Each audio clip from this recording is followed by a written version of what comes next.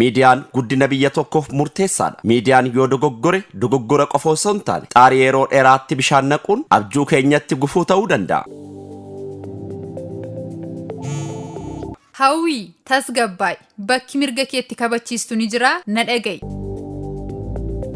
Hawwiin gorsa hiriyaa ishee fudhachuun komii ishee qaama ofiin wal to'annaa miidiyaalee mana maree Itoophiyaa keessatti argamutti karaa weebsaayitii isaanii seentee komii ishee galfatte. Qaamni mana maree miidiyaalee Itoophiyaa keessatti argamu kun walaba ta'ee kan hundaa'e yoo ta'u, ogeeyyii ogummaa seeraa fi gaazexeessummaan beekamtii olaanaa qabaniin durfama. Qaamni ofiin of to'annoo miidiyaalee kun komii simataa fala madaalawaas ni kenna. Kaayyoon isaas adaboo osoo hin taane mariidhaan dogoggora sirreessuu fi kabaja abbaaf deebisuuf hojjeta. Odeeffannoo sobaan wal qabatee komii qabdu akkas taanaan mana maree miidiyaalee Itoophiyaa sarara bilbilaa 66 72 irratti bilbilaa mana maree miidiyaalee Itoophiyaa.